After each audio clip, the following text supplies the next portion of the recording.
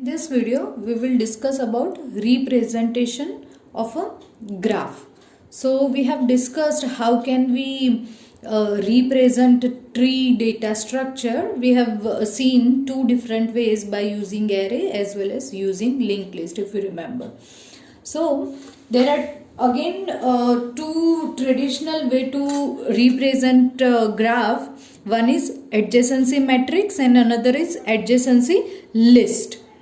So this is one graph and this is the first adjacency metric representation of a graph. So if there is a edge from I to j, then we put value 1. And if there is no edge from that particular vertex to that vertex, then we put 0. So here for example, from A, B, C and D, 3 vertices are connected. So you can see the 1 in those value, and from A to A there is no edge, so that's why 0, and from A to E also there is no connectivity, so 0. Similarly from B, A and C only connected, so it's a Boolean value 1 or 0. If there is a edge from two vertices, between two vertices, then we put 1, otherwise 0, because this is an example of representation of undirected graph. So this is an example of adjacency metric representation, and this is an example of adjacency list. So here this is nothing but arrays of pointer you may consider, and these are total number of vertices in your graph, and from A, B, C and D are connected. So there are 3 nodes. You may consider this as a linked list. Okay, so B, C and D connected, D nodes are connected, and there are 2 fields in this one node. One is the information and another is the address of the next node. Okay, similarly from B, C and A are connected, so A and C. From C, B, A and D are connected. So B, D and it should be yes, B, D, A and E. A is also connected. Okay, so you have to add that also. Okay, so from E, D and C are connected. From D, A, C and E are connected. Okay, so this is an example of adjacency list representation. Now this is if your graph is weighted. Okay, there has to be some weight assigned to the edge, then it is called a weighted graph.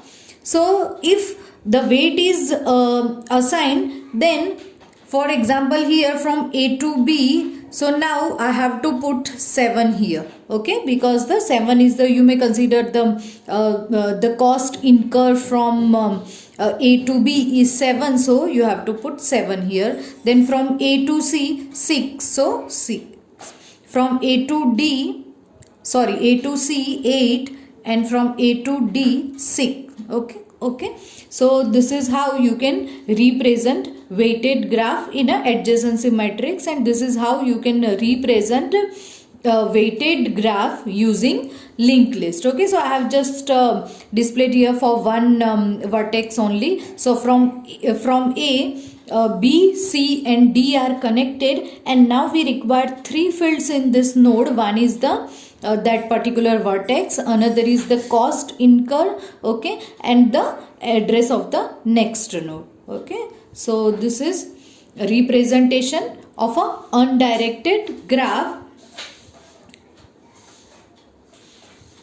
This is an example of directed graph. So quite simple. If from A to B there is a connectivity, but from B to A there is no connectivity. Okay, so wherever the edge is going, only there you have to put the value. So from here A, B and D are connected, so you can see the 1 here. Okay, from B only C is connected, so only C is connected. From C, A is connected, so you can see the 1 here only. Okay, and if it is weighted graph, you have to put those values. For example, if it is weighted and the weight is 6, then from A to B you have to put 6 here. Okay, and similarly in a linked representation, also adjacency list representation, also from A, B and D are connected. Okay, so I'll just add